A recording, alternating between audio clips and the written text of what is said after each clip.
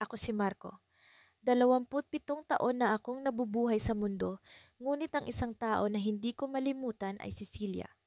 Mula pa noong bata pa kami, siya ang naging matalik kong kaibigan. Sa mga oras ng lungkot at saya, siya ang aking kasama. Alam kong iba ang nararamdaman ko para sa kanya, pero hindi ko kailanman nagawa pang sabihin. Noong una, akala ko'y simpleng paghanga lamang iyon. Ngunit habang lumilipas ang mga taon, ang pagnanasa kong ipagtapat sa kanya ang tunay kong nararamdaman ay parang apoy na nagliliyab sa aking dibdib. Isang araw, nagpasya akong isulat ang lahat ng ito sa isang liham. Isinulat ko ang lahat ng hindi ko masabi. Subalit sa huli, hindi ko nagawang ipadala. Ang liham na iyon ay nanatiling nakatago sa isang lumang kahon sa ilalim ng aking kama. Lumipas ang mga taon at napilitan akong lumayo sa aming bayan para sa aking pag-aaral. Ang buhay ay naging abala at ang mga alaala ni Celia ay unti-unting natabunan ng mga bagong karanasan. Ngunit hindi ko inaasahan na sa aking pagbabalik, muli kong masisilayan si Celia at ang lahat ng damdamin na akala ko'y nawala na ay bumalik na parang isang malakas na alon. Isang gabi, habang naglalakad ako sa pamilyar na kalsadang dati naming nilalakaran, nakita ko si Celia. Napatigil ako sa aking paghinga, para bang walang nagbago sa kanya. Ang kanyang nangiti ay kasing tamis pa rin ng dati, ngunit may kung anong lungkot sa kanyang mga mata na hindi ko maintindihan. Nilapitan ko siya at nagkamustahan kami, para bang walang taon na lumipas. Habang nagkukwentuhan kami, napansin kong may suot siyang singsing. Ang sakit na naramdaman ko ay hindi maipaliwanag. Nalaman ko mula sa kanya na siya pala ay ikakasal na. Hindi ko alam kung bakit, pero tila may bahagi sa akin na umasa na baka sakaling ako ang kanyang hinihintay. Bumalik ang lahat ng alaala, ang liham na hindi kailanman naipadala. Kung sakaling naipadala ko iyon, may magbabago kaya? Bago pa ako tuluyang lamunin ng mga tanong, nagpasya akong bumalik sa bahay at hanapin ang liham na iyon. Pagdating ko sa bahay, agad kong hinanap ang kahon na kinalalagyan ng liham. Nanginginig ang aking mga kamay habang binubuksan ko ito. Habang binabasa ko ang mga salitang isinulat ko noon, pakiramdam ko'y bumabalik ang lahat ng damdamin. Ngunit habang binabalikan ko ang bawat linya, may isang bahagi ng liham na pagkalito ang naramdaman ko.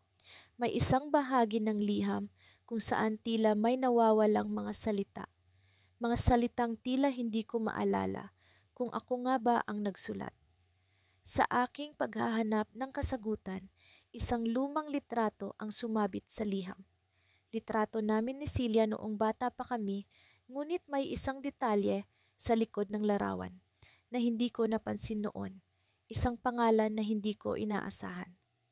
Sa silid na puno ng mga alaala, naroon ako, nakaupo sa tabi ng maliit na mesa kung saan ko unang isinulat ang liham para kay Mia.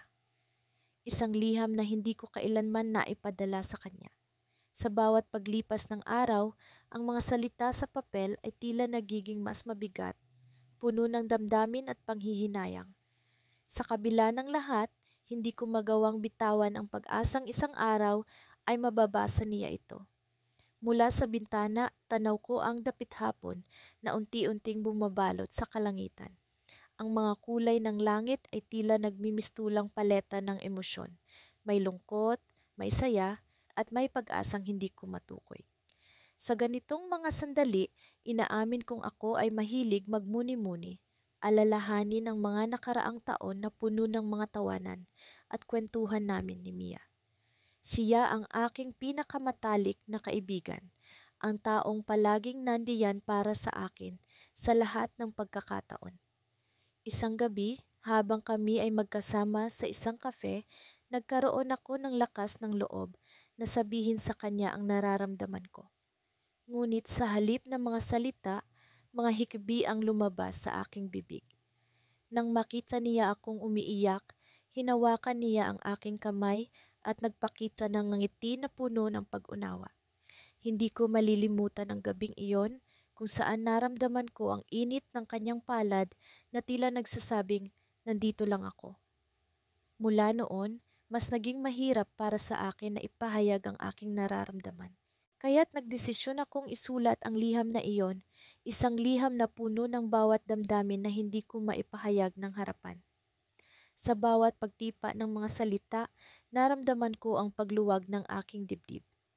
Ngunit sa kabila ng lahat, hindi ko nagawang ibigay ito sa kanya. Ang takot na baka mawala ang pagkakaibigan namin ang patuloy na humahadlang sa akin.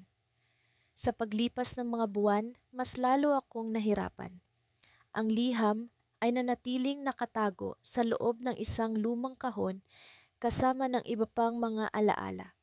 Hanggang sa isang araw, nagdesisyon akong bisitahin si Mia sa kanyang bahay. May dala akong kape, ang paborito niya, at liham na nakabalot sa isang simpleng sobre. Sa pagkakataong iyon, sigurado akong handa na akong ipabatid sa kanya ang lahat. Ngunit pagdating ko sa bahay niya, sinalubong ako ng kanyang ina. Nasa ospital si Mia, sabi niya, may bakas ng pag-aalala sa kanyang mukha. Naaksidente siya kahapon at nasa kritikal na kondisyon. Parang bumagsak ang mundo ko sa mga narinig ko. Hindi ko alam kung ano ang gagawin. Ang tanging naisip ko lang ay ang pagpunta agad sa ospital, dala ang liham na para sa kanya. Sa ospital nakita ko si Mia na nakahiga, tila payapa sa kabila ng mga aparato na nakapalibot sa kanya. Nakita ko ang kanyang ina na nakaupo sa gilid ng kama, hawak ang kamay ng kanyang anak. Lumapit ako sa kanya, nanginginig ang mga kamay habang hawak ang sobre. Alam kong hindi ito ang tamang oras, sabi ko sa kanyang ina, pero may liham akong nais ipabasa kay Mia. Habang inaabot ko ang liham, naramdaman ko ang bigat ng bawat salita. Ang mga salitang puno ng pag-asa, pangarap, at pagmamahal na hindi ko naipahayag. Sa loob-loob ko, umaasa akong kahit papaano ay mararamdaman niya ang lahat ng iyon. Lumipas ang mga oras habang nakaupo ako sa isang sulok ng silid, nagmuni-muni sa bawat sandali na nagdaan. Hindi ko alam kung ano ang mangyayari, ngunit pinili kong manatili. Hanggang sa isang gabi, habang tahimik ang lahat, narinig ko ang mahinang tinig ni Mia. "Nasaan ang liham?" Tanong niya, mahina ngunit puno ng sigla. Sa pagkarinig ko sa kanyang tinig, agad akong lumapit. Ngunit bago ko pa man maabot ang kama, narinig ko ang tunog ng alarma mula sa kanyang mga aparato. Nagmamadali ang mga doktor at nurse sa silid, puno ng tensyon at pag-aalala. Napatigil ako, hindi malaman ang gagawin. Sa mga sandaling iyon, naramdaman ko ang takot na baka hindi ko na maipadama sa kanya ang lahat ng damdamin na nasa liham. Ngunit habang nakatingin ako sa kanya, nakita ko ang kanyang mga mata na nakatingin sa akin, puno ng pag-asa at pagmamahal. Sa kabila ng lahat, naramdaman ko ang koneksyon. Isang koneksyon na hindi kailanman mawawala. Hanggang sa biglang bumagsak ang mundo ko sa isang iglap. Nawala ang tunog ng alarma at unti-unting nagbalik ang katahimikan sa silid. Napagtanto ko sa mga sandaling iyon na ang liham ay hindi lamang tungkol sa mga salitang nais kong iparating, kundi isang alaala ng pagmamahal na hindi kailanman mawawala. Sa bawat araw na lumilipas, mas lalong bumibigat ang lihim na itinatago ko. Ang liham na sinulat ko para kay Clara ay nanatiling nakatago sa pagitan ng mga pahina ng aking lumang aklat. Hindi ko siya kailanman nagawang harapin, hindi ko kailanman nagawang sabihin ang lahat ng nararamdaman ko. Sa halip, patuloy akong naging kaibigan niya, ang taong palaging nandiyan, palaging nakikinig, ngunit hindi kailanman nagsasalita ng totoo. Isang araw, habang umuulan, nagpasya kaming magkita sa isang maliit na kapehan sa sulok ng bayan. Paborito namin ang lugar na iyon. May kakaibang init at ginhawa ang espasyo, parang isang ligtas na kanlungan mula sa magulo naming mundo. Dumating si Clara na basang-basa ang buhok, ngunit nakangiti pa rin. Ang nangiti niya, gaya ng dati, ang nagtataboy ng lahat ng aking takot. Late na naman ako, sabi niya hinihingal habang nilalapag ang kanyang bag sa mesa. Pero huwag kang magreklamo, may dala akong sorpresa. Napatawa ako. Si Clara palaging may paraan para gawing mas magaan ang lahat. Ay nilabas niya mula sa kanyang bag ang isang lumang journal. Hindi ko alam kung bakit, pero biglang bumilis ang pintig ng puso ko. Alam mo ba, Nathan? Nakita ko ito habang naglilinis ng kwarto kaninang umaga. Journal ko ito noong high school. Grabe, ang daming kalokohan kong naisulat dito. Agad niyang binuklat ang mga pahina at nagsimulang magbasa ng mga bahagi na tila nagpapatawa sa kanya. Habang nakikinig, pinilit kong pigilan ang sarili kong magtanong kung may isinulat ba siya tungkol sa akin, tungkol sa amin. Pero hindi ko na kinailangan magtanong. Dumiretso siya sa isang pahina, tumigil, saka napatingin sa akin ng may kakaibang ekspresyon. Teka, Nathan, umangat ang tingin niya mula sa pahina. Ito ba'y ikaw? Hindi ko maintindihan ang ibig niyang sabihin, kaya sinubukan kong mangumiti kahit na ang kaba ay tahimik nang bumubuo sa likod ng aking dibdib. Ano yung ibig mong sabihin? Dito sa journal ko, may isinulat akong tungkol sa isang lalaki, isang kaibigan na sobrang espesyal sa akin. Hindi ko na maalala kung bakit, pero parang ikaw ang tinutukoy ko. Ikaw, Nathan. Napangiti siya, pero ako, hindi ko alam kung paano magre-react. Sa kabila ng kanyang mga salita, nanatili pa rin akong tahimik, pilit na iniisip kung paano ko ipapaliwanag ang lahat. Alam mo ba, Clara, simula ko, may isang bagay din akong itinatago sa'yo. Pero, hindi ko alam kung handa kang marinig. Nagulat siya, ngunit tumango. Ano yon? Bago ko pa maituloy ang sasabihin ko, tumunog ang telepono niya. May tumawag at agad niyang sinagot ito. Hindi ko narinig ang buong usapan, pero halata sa ekspresyon niya na may mahalaga siyang namataan. Sorry, Nathan, sabi niya habang binabalik ang telepono sa kanyang bag. Kailangan ko nang umalis, emergency sa bahay. Pero mag-usap tayo ulit, ha? Kinagagalak kong marinig ang sasabihin mo. Tumayo siya, nagmamadaling umalis, iniwan akong nag-iisa sa mesa kasama ang journal niya. Sa hindi ko maipaliwanag na dahilan, hindi niya kinuha ang journal at naiwan itong nakapatong sa mesa. Nang wala na siya, hindi ko mapigilan ang sarili kong buklatin ang journal. Hindi ko alam kung tama ba ang gagawin ko, pero tila may puwersang nagtutulak sa akin upang hanapin ang bahagi na tinutukoy niya. At doon, sa gitna ng mga pahina, nabasa ko ang mga salitang tila yumugyog sa sarili kong mundo.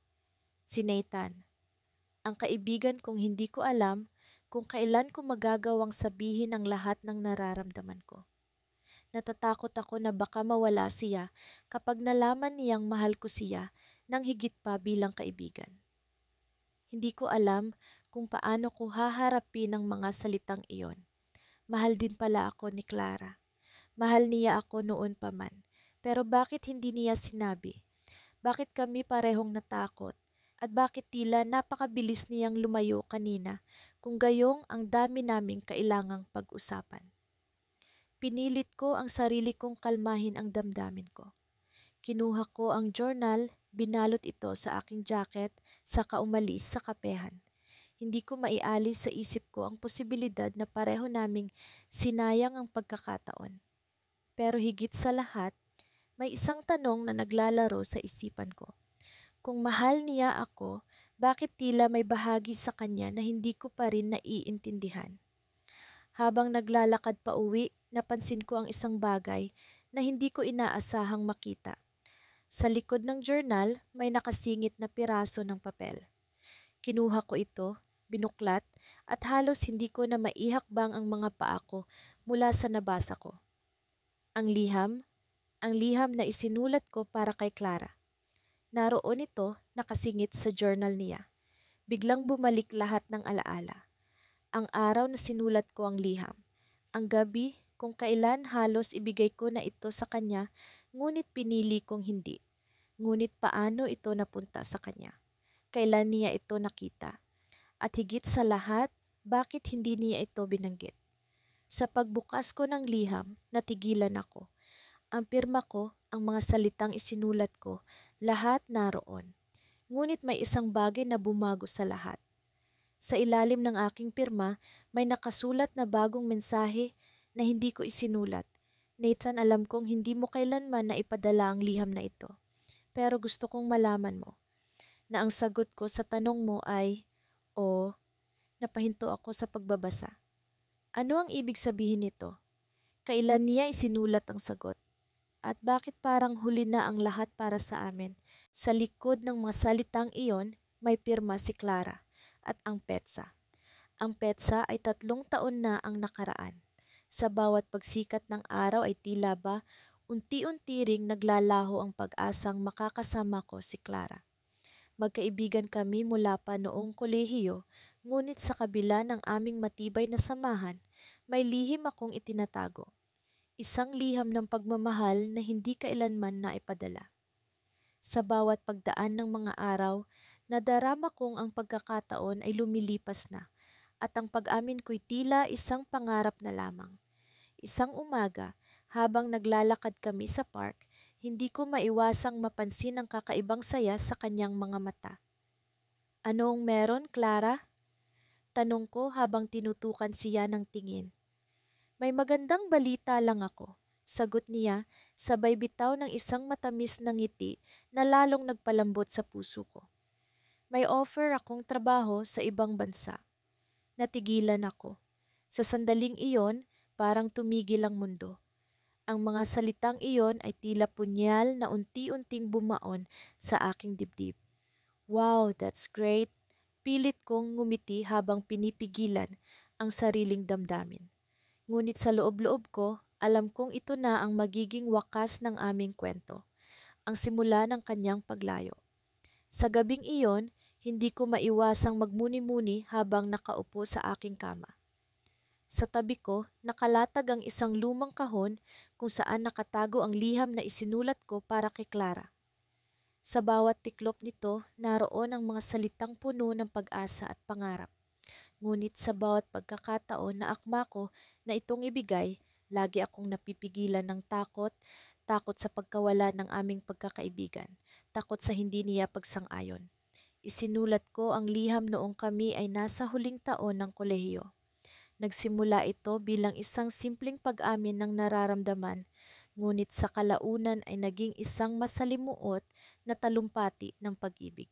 Sa mga salitang iyon, inilahad ko ang bawat pag-aalala, ang bawat pagnanasa na hindi ko maipahayag sa kanya.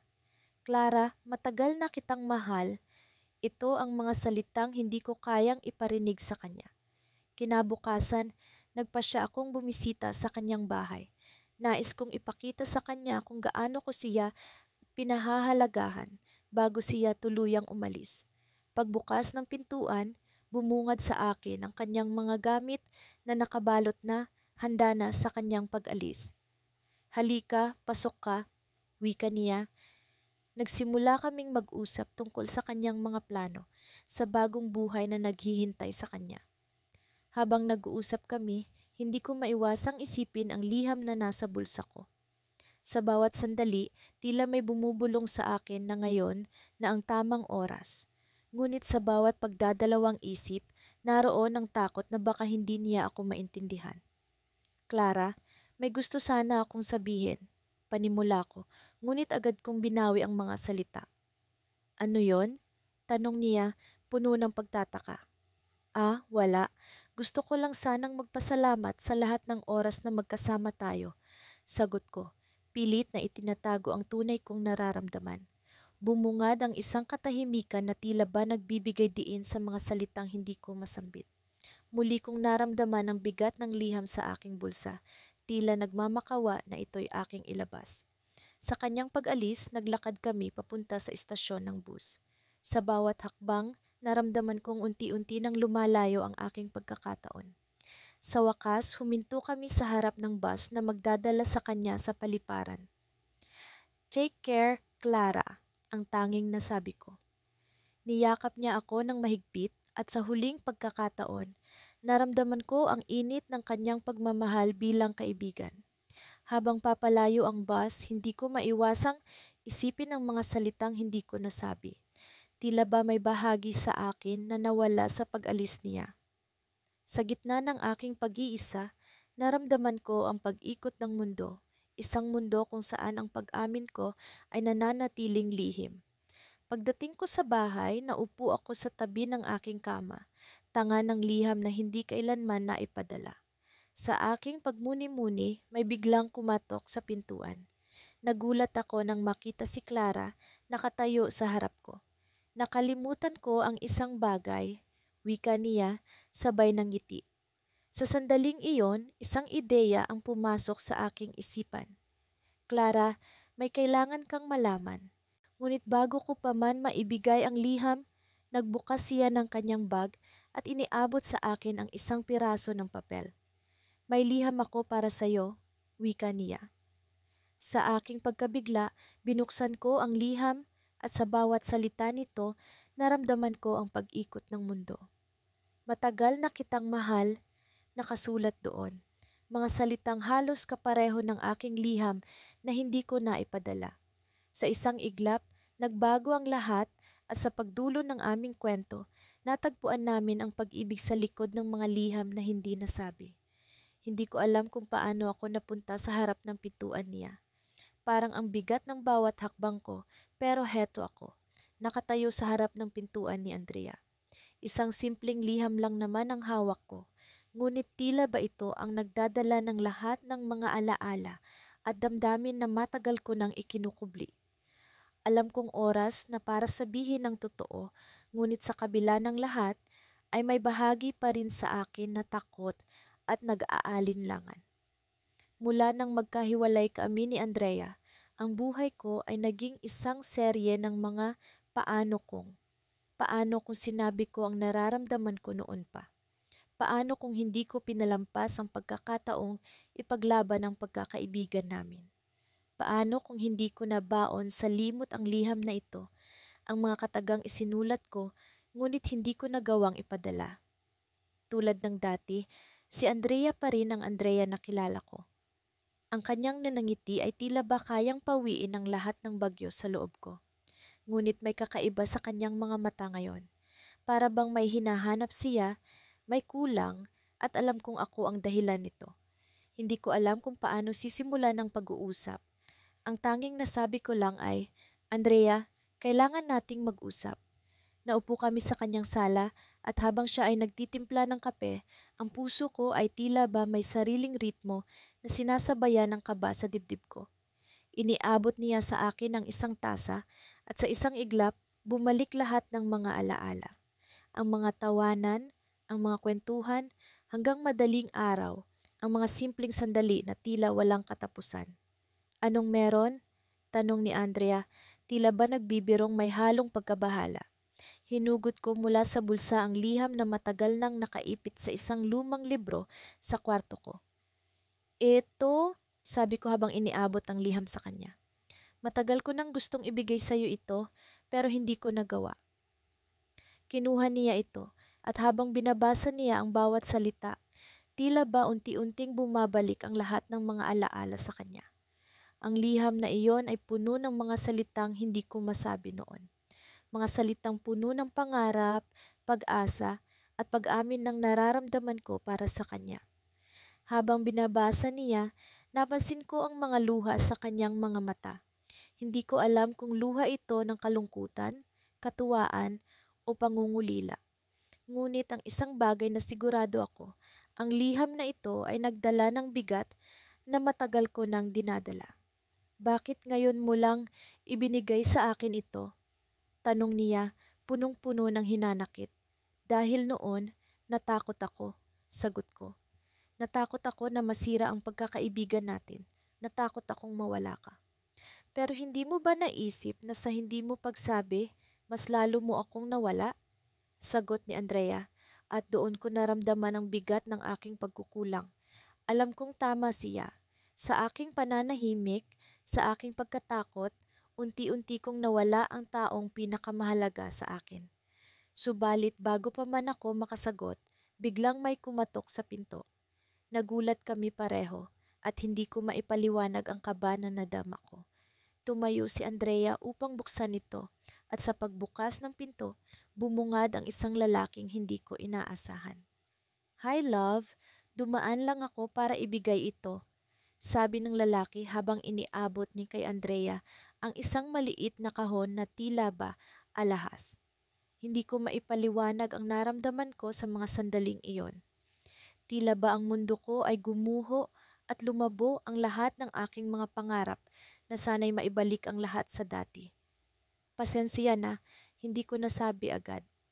"Si Mark ang fiancé ko," sabi ni Andrea na tila ba nag-aalangan. Fiancé? Hindi ko alam kung paano ko nagawang ngumiti at bumati kay Mark.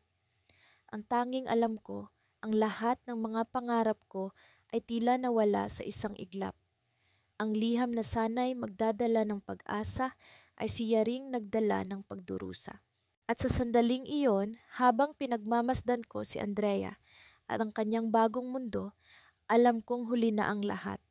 Ang liham ng pagmamahal na hindi kailanman naipadala ay nanatiling isang liham ng pangarap na hindi kailanman natupad. Ngunit sa kabila ng lahat, natutunan ko ang isang mahalagang bagay. Minsan, ang pag-amin ng nararamdaman, kahit huli na, ay isang hakbang patungo sa paglaya. Ngunit paano kung ang pag-amin ay magbubukas ng bagong pinto ng posibilidad? Paano kung ang liham na iyon ay hindi lamang tanda ng pagkukulang, kundi ng isang bagong simula? Iyon ang hindi ko pa masagot. Nagsimula ang araw na parang karaniwang araw lamang, ngunit may kung anong bigat sa aking dibdib na hindi ko mawari. Para bang may kulang, may nawawala.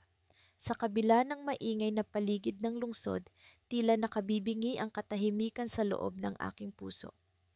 Sa bawat hakbang ko patungo sa kapehan, kung saan madalas kaming nagkikita ni Clara, ang aking matalik na kaibigan, tila bumibigat ang aking mga paa. Hindi ko maialis sa isip ko ang mga nakaraang araw ng aming pagkikita.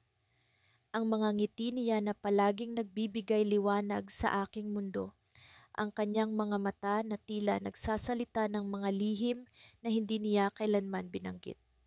Sa bawat tawanan at kwentuhan namin, palaging may bahagi ng aking sarili na gustong magsalita, gustong sabihin ang mga salitang matagal ko nang itinago. Ngunit palagi kong pinipili ang katahimikan. Palagi kong iniisip na mas mabuti ang ganito, na hindi ko siya dapat guluhin sa kung anumang nararamdaman ko. Ngunit ngayon, nang makaupo na ako sa paborito naming mesa sa sulok, may bahagi ng aking puso na nagsasabing kailangan ko na siyang kausapin. Hindi ko alam kung bakit, pero pakiramdam ko ito na ang tamang oras. Kinuha ko ang aking telepono, nagbilang ng mga segundo habang hinihintay siya. 10:00 ng umaga at sa loob ng kapehan, ang aroma ng bagong giling na kape ay tila mas malakas kaysa dati. Ngunit hindi iyon ang aking pinagtutuunan ng pansin. Ang aking pag-iisip ay naglalakbay sa alaala ng mga liham na isinulat ko para sa kanya. Mga liham ng pagmamahal na hindi ko kailanman naipadala. Sa bawat liham, isinulat ko ang aking nararamdaman para kay Clara. Ang mga pag-asang balang araw ay may tapang ako na ipakita sa kanya ang mga ito. Ngunit sa likod ng lahat ng iyon, palaging may takot na baka hindi niya ito tanggapin. Baka mawala siya sa akin at hindi ko na siya muling makita. Kaya't sa halip na magpahayag, palaging napipili ko ang katahimikan, ang pagkakaibigan. Dumating si Clara na may ngiti sa kanyang mga labi, tila wala siyang kamalay-malay sa bagyong gumugulong sa loob ko.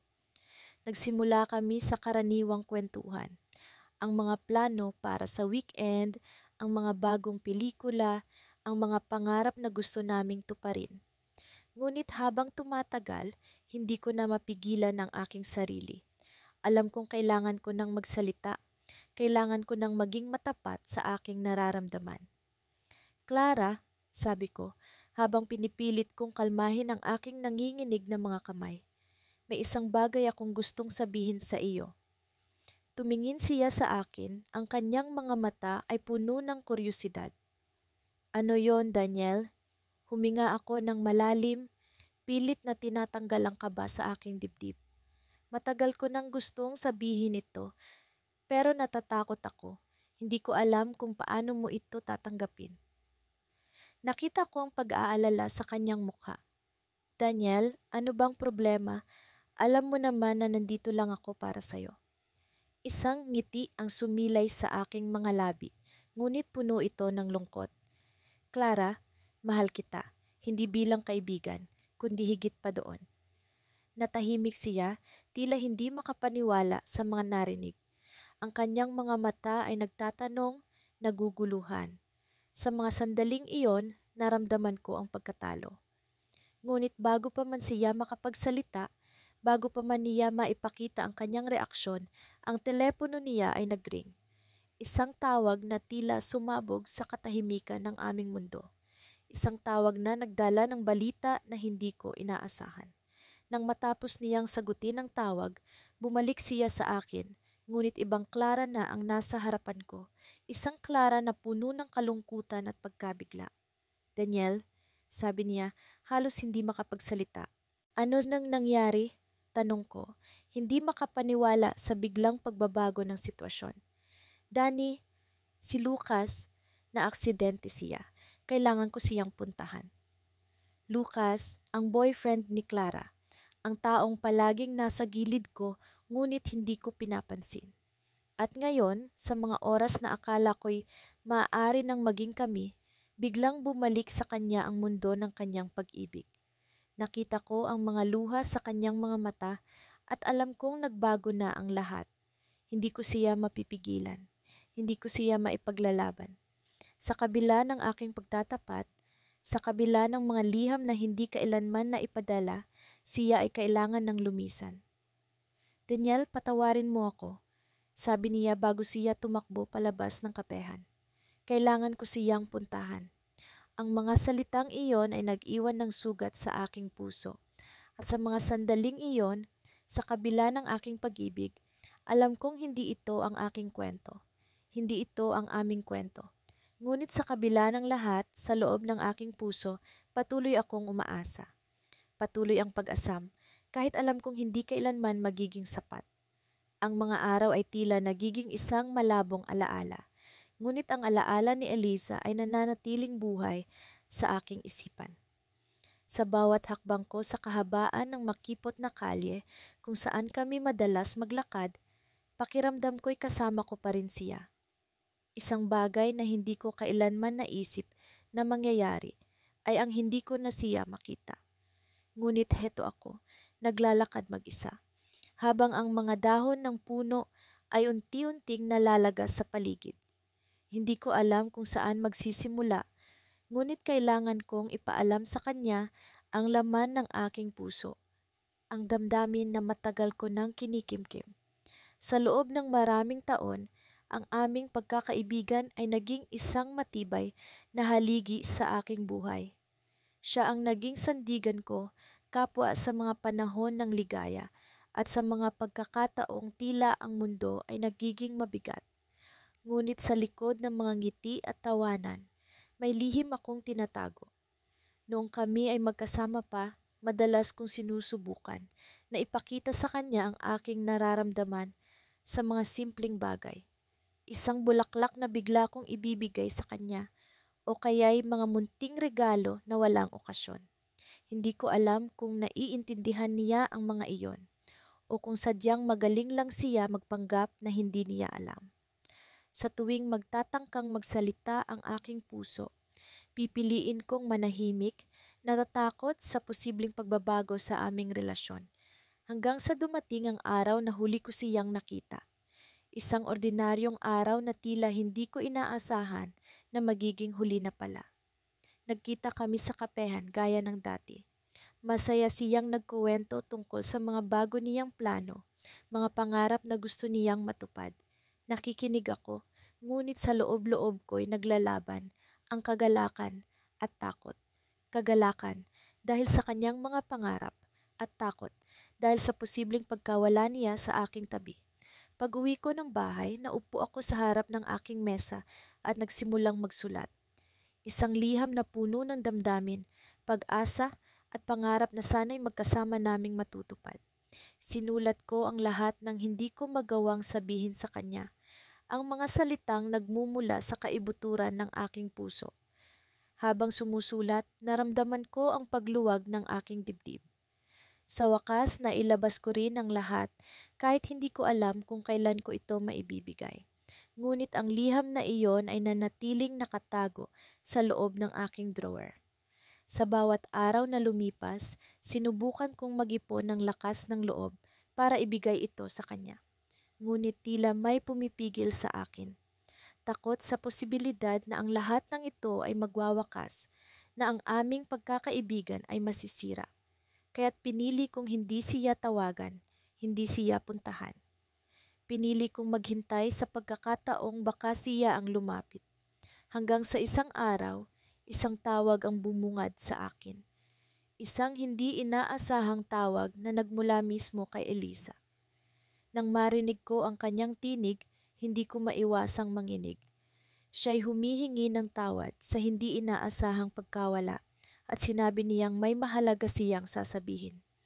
Ang kanyang mga salita ay puno ng alalahanin at sa kabila ng kanyang paghingi ng tawad, ramdam ko ang lungkot sa kanyang tinig.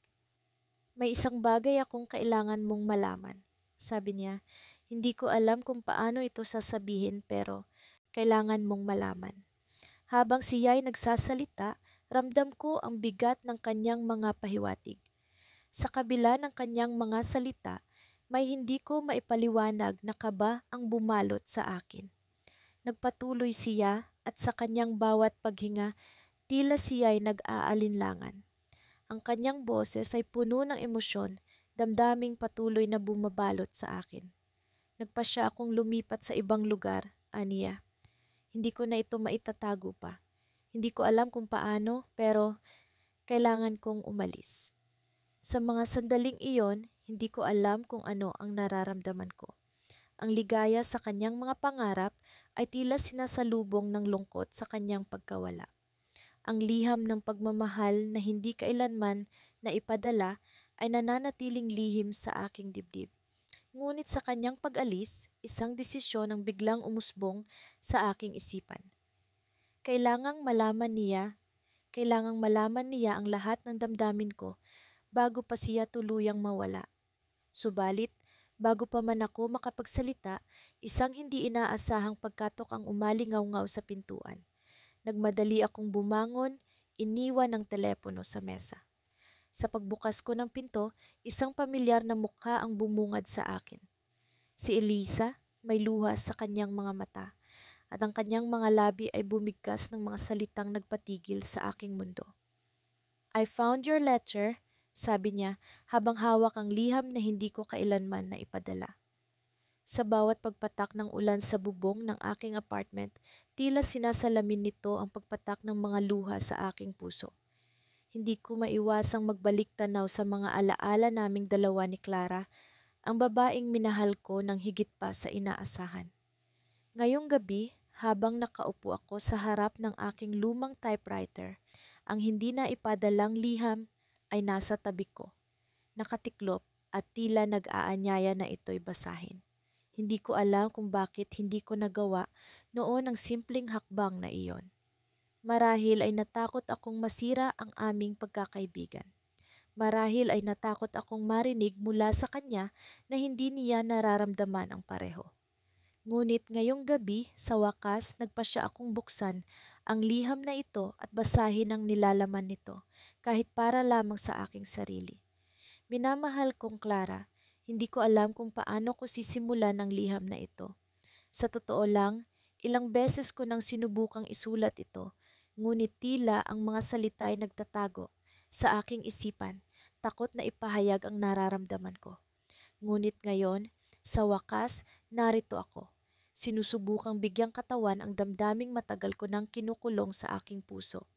Mula nang una tayong nagkita, may kung anong kakaiba na sa iyo ang aking naramdaman. Hindi ko maipaliwanag, ngunit alam kong espesyal ka. Sa bawat pag-uusap natin, sa bawat tawa at ngiti, unti-unting lumalim ang nararamdaman ko para sa iyo. Ang mga simpleng bagay, ang paraan ng iyong pagtawa, ang liwanag sa iyong mga mata. Lahat ng ito'y naging bahagi ng mundong ginagalawan ko. Ngunit habang lumilipas ang mga araw, natatakot akong masira ang kung anong mayroon tayo. Ayokong ilagay sa panganib ang ating pagkakaibigan. Kaya't pinili kong itago ang aking nararamdaman, umaasang isang araw ay magiging sapat na ang aking lakas ng loob upang sabihin ito sa iyo. Ngayon, narito ako, nagsusulat ng liham na ito, umaasang sa pagbasa mo, nito ay mararamdaman mo ang bawat pintig ng aking puso. Umaasang makikita mo ang katotohanan sa likod ng mga nangiti at katahimikan. Umaasang magkakaroon tayo ng pagkakataong tuklasin ang isang mundong mas malalim kaysa sa pagkakaibigang kinagisnan natin. Ngunit kung hindi mo man maramdaman ang pareho, tatanggapin ko ang anumang desisyon mo. Ang mahalaga ay malaman mo ang totoo, kahit pa hindi ito ang inaasahan kong sagot. Sa huli, nais kong malaman mong mahal kita, higit pa sa inaakala mo. Nagmamahal, Lucas. Habang binabasa ko ang liham na isinulat ko noon para kay Clara, hindi ko maiwasang makaramdam ng panghihinayang. Ang mga salitang iyon ay nanatiling lihim, nakatago sa pagitan ng mga pahina ng isang kwaderno na hindi na muling nabuksan. Ngayon, sa mga linya ng liham na ito, nararamdaman ko ang bigat ng aking piniling katahimikan. Ngunit sa likod ng mga alaalang ito, may isang pangyayari na nagbago sa lahat. Isang linggo matapos kong isulat ang liham na ito, dumating sa akin ang isang balita. Si Clara ay aalis patungong ibang bansa upang doon ipagpatuloy ang kanyang mga pangarap. Hindi ko alam kung papaano ko haharapin ang masakit na katotohanan iyon. Ang pagkakataon kong sabihin ng tunay kong nararamdaman ay tuluyan nang nawala. Sa mga huling araw bago siya umalis, sinubukan kong magpakasaya sa kanyang piling. Sinubukan kong maging matatag na parang walang anumang bumabagabag sa akin. Ngunit sa kabila ng lahat ng iyon, ramdam ko ang papalapit na pag-iwan niya sa akin. At sa huling gabi bago siya lumipad, habang nakaupo kami sa isang tahimik na kafe, naglakas loob akong ibigay sa kanya ang isang munting regalo, isang kuwintas na may pendant na hugis puso. Para sa iyo, Clara, sabi ko, pilit pinipigilan ang panginginig ng aking boses para hindi mo ako makalimutan. Ngumiti siya, ngunit may luha sa kanyang mga mata. Salamat, Lucas, hindi kita makakalimutan. Ngunit sa paglipas ng panahon, natutunan kong tanggapin ang lahat. Ang liham na ito na hindi kailanman naisulat ay naging simbolo ng aking piniling katahimikan.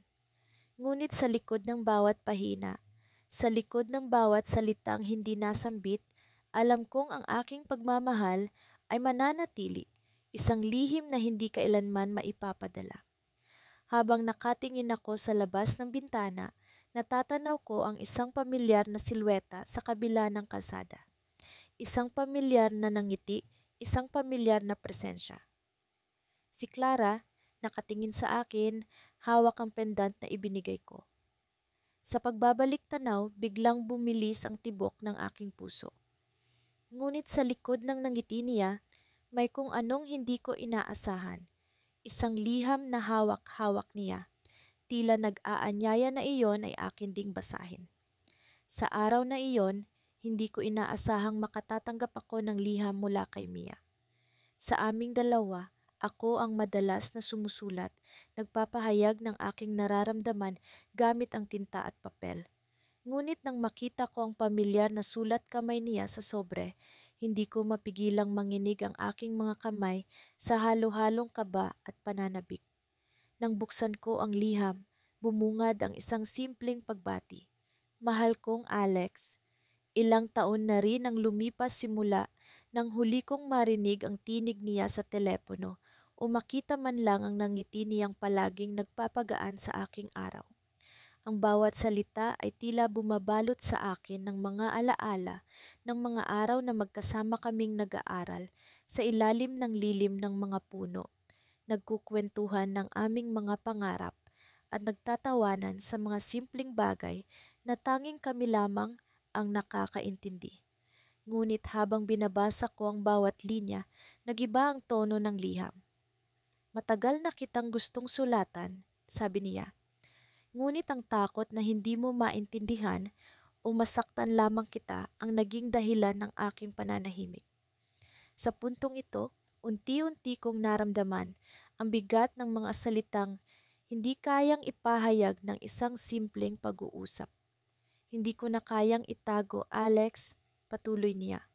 Ang damdaming pilit kong ibinabaon sa limot ay patuloy na bumabalik, lalo na sa mga gabing mahangin at tahimik. Mahal kita, ngunit hindi ko nagawang sabihin ng harapan. Napatigil ako, nakaramdam ng halo-halong emosyon. Matagal ko nang hinihintay ang mga salitang iyon. Noon pa mang una kong nakita si Mia, alam kong siya na ang taong nais kong makasama habang buhay. Ngunit sa aming pagkakaibigan, hindi ko nagawa ang hakbang na iyon. Ang hakbang na pwedeng magbago sa lahat. Ang liham ay nagpatuloy sa pagbabalik tanaw sa mga alaala ng aming samahan. Ang kanyang mga kwento ay puno ng mga detalye tungkol sa mga sandaling hindi ko naisip na may kahulugan pala sa kanya. Ang mga simpleng pag-aalalay ko sa kanya sa tuwing tatawid kami ng kalsada, ang mga pagkamustang sa tingin ko'y walang halaga. Ang kanyang mga salita ay nagbigay liwanag sa mga bagay na hindi ko nakita noon. Ngunit sa bandang huli ng kanyang liham, mayroong bahagi na labis kong ikinabigla. Alex, may isang bagay akong nais sabihin sa iyo na hindi ko nagawang iparating noon. Sa mga panahon ng aking katahimikan, habang sinusubukan kong ipaglaban ang damdaming ito, may nakilala akong iba. Hindi ko nais nasaktan ka, ngunit siya ang nagbigay sa akin ng lakas na harapin ang mga takot ko. Sa sandaling iyon, naramdaman ko ang pagguho ng mga pangarap na matagal ko nang iningatan. Ang liham ng pag-amin ay nagbigay daan sa isang realidad na hindi ko inasahan. Si Mia, ang tanging taong pinangarap kong makasama, ay may iba na palang minamahal. Ang huling bahagi ng liham niya ay puno ng pag-asa at pasasalamat. Alex, palagi kang mananatili sa puso ko.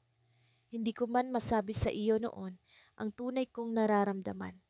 Umaasa akong maunawaan mo. Salamat sa lahat ng alaala.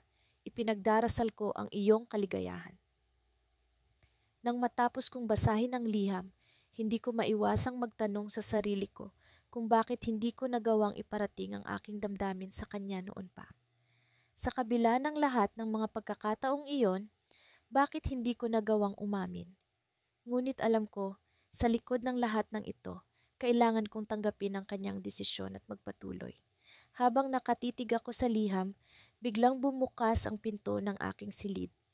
Bumungad si Mark, ang matalik kong kaibigan, na may dalang sobre na may pamilyar na sulat kamay rin. Alex, may liham ka rin mula kay Mia, ngunit mukhang naligaw ito sa akin, sabi niya. Tila nawalan ako ng paghinga. Dalawang liham mula kay Mia, ano pa kaya ang hindi ko alam? Sa pag-abot ko sa sobre, natanong ko sa sarili ko kung ano pa kaya ang nilalaman nito. Sa kabila ng lahat ng sakit na dulot ng unang liham, hindi ko maiwasang makaramdam ng kaunting pag-asa. Baka mayroong sinasabi ang liham na ito na makapagbibigay linaw sa lahat. Sa pagbukas ko ng sobre, naramdaman kong may bago na namang pahina ng aming kwento ang magbubukas. Sa mga panahong iyon, madalas kong naiisip kung ano ang mangyayari kung ang liham na sinulat ko para kay Clara ay naipadala ko. Magkaibigan kami mula pa noong kolehiyo at sa kabila ng aming malapit na koneksyon, hindi ko kailanman nagawa ang hakbang na iyon para ipahayag ang tunay kong nararamdaman. Sa bawat pagkikita namin, hinahanap ko ang tamang pagkakataon, ngunit tila ba laging may pumipigil sa akin. Takot, kaba, at ang pangamba na baka hindi niya maramdaman ang nararamdaman ko. Isang gabi, habang kami ay naglalakad sa ilalim ng kumikinang na mga bituin, naisip ko na iyon na ang tamang oras. Ngunit sa halip na maglakbay ang mga salita mula sa aking puso patungo sa kanyang pandinig, Nanatili silang nakatago sa loob ng isang liham na hindi kailanman nakalabas mula sa drawer ng aking mesa. Sa halip, umuwi ako ng gabi iyon na may daladalang bigat ng panghihinayang. Pagkaraan ng ilang taon, hindi ko na muling binuksan ang liham na iyon. Nakaipit ito sa pagitan ng mga lumang tala at papel, tila ba isang alaala na nais kong kalimutan. Hanggang sa isang araw, nang hindi inaasahan, binuksan ko ang isang lumang kahon na puno ng mga alaala ng nakaraan. Doon ko muling natagpuan ang liham, nakasilid pa rin sa kanyang lumang sobre, wariin na nanabik na mabasa. Sa pagbabalik tanaw ko sa mga salitang isinulat ko, bumalik ang lahat ng damdamin. Ang sakit ng pagnanasa, ang pag-asa na sana ay nagawa kong ipahayag ang pagmamahal ko sa kanya. Sa kabila ng paglipas ng panahon, ang mga salitang iyon ay nananatiling sariwa, puno ng buhay at damdamin na tila ba kahapon lamang isinulat. Dahan-dahan kong binuksan ang sobre at hinayaan ang mga salita na muling pumasok sa aking puso. Sa bawat linya, nararamdaman ko ang tibok ng aking puso, ang pagnanasa na sana'y narinig niya ang aking pag-amin. Nang biglang may tumunog mula sa aking telepono. Isang mensahe mula kay Clara, iniimbitahan akong magkape sa paborito naming kafe. Habang papunta ako sa kafe, hindi ko maiwasang isipin kung ano ang magiging reaksyon niya kung malaman niya ang tungkol sa liham. Nananabik ako, pero may halong takot at kaba. Pagdating ko doon, nakita ko siyang nakaupo sa paborito naming mesa. May ngiti sa kanyang labi na tila ba nag-aanyaya ng isang kwento na matagal nang hindi nababanggit. "Kamusta?" tanong niya habang tinikman ng mainit na kape. "Okay lang," sagot ko, pilit na pinapakalma ang pag-aalala sa aking dibdib. "Alam mo, may isang bagay akong gustong sabihin sa iyo." Panimula niya habang nakatingin sa akin na may seryosong ekspresyon sa mukha. Para bang tumigil ang oras. Iniisip ko kung ito na ba ang pagkakataon para sabihin ang tungkol sa liham. Ngunit bago ko pa man magawa, siya ang naunang nagsalita. "Matagal ko na ring iniisip ito," patuloy niya. "May mga bagay na hindi ko nasabi noon. Hindi ko alam kung paano o kung dapat ko nga bang sabihin." Puno ng misteryo ang kanyang mga mata at naramdaman kong may bigat din siyang dinadala sa kanyang puso. Nagulat ako sa kanyang sinabi at sa loob ko'y nag-aalab ang pag-asa at kaba. "Ano iyon?" tanong ko, hindi maitatago ang pagkabog ng aking puso. Ngunit bago pa man siya makasagot, biglang may dumating na tawag sa kanyang telepono. Nagpaalam siya saglit upang sagutin ito. Iniwan akong nakaupo roon, puno ng pag-aabang sa kanyang sasabihin. Habang naglalakad siya papalayo, hindi ko maiwasang pag-isipan kung ano nga ba ang kanyang tinatago. Makaraan ng ilang minuto, bumalik siya na may kakaibang ekspresyon sa muka. Parang may nadiskubre, ngunit hindi ko matukoy kung ano. Naupo siya muli at sa kanyang mga mata ay may tanong na tila ba sinasalamin ang damdaming matagal nang ikinukubli. "May natanggap akong tawag," ani Clara, tila ba nag-iisip kung paano ipapahayag ang nararamdaman. Isang bagay na hindi ko inaasahan. Bago ko pa man marinig ang kanyang sasabihin, naisip ko kung ito na ba ang pagkakataong dapat kong ibahagi ang liham. Ngunit bago pa man ako makapagsalita, sinabi niya ang isang bagay na nagpatigil sa aking mundo. "Ang tawag na iyon, tungkol ito sa iyo," ani Clara, may kakaibang nangiti sa kanyang labi. Isang liham na natanggap ko mula sa isang kaibigan na hindi ko inaasahan. Napatingin ako sa kanya, naguguluhan sa kanyang sinabi. Paano nangyari iyon? Sino ang nagpadala ng liham? Ngunit bago pa man ako makapagtanong, ibinukas niya ang kanyang bag at kinuha ang isang sobre. Ang parehong sobre na natagpuan ko sa aking drawer. "Ang liham na ito," sabi niya habang hawak ang sobre. "Hindi ko alam kung paano ko natanggap, pero narito na siya at sa wakas nabasa ko na." Nagulat ako sa kanyang sinabi. "Paano nangyari iyon?" Sino ang nagpadala? Sa biglang pag-ikot ng mga pangyayari, napagtanto ko na ang liham na iyon na hindi ko kailanman naipadala ay sa wakas naabot na ang kanyang mga mata. Ngunit paano? Habang nakatingin sa kanyang mga mata, naramdaman ko ang tibok ng kanyang puso, isang damdamin na matagal na ring ikinukubli. Sa pagitan ng mga tanong at alinlangan, isang bagay ang malinaw. Ang liham ay naglakbay sa isang paraan na hindi ko inaasahan, at sa wakas, ang aming mga damdamin ay nagtagpo, sa kabila ng oras at distansya. Ngunit ang tanong ay nananatili, sino ang nagpadala?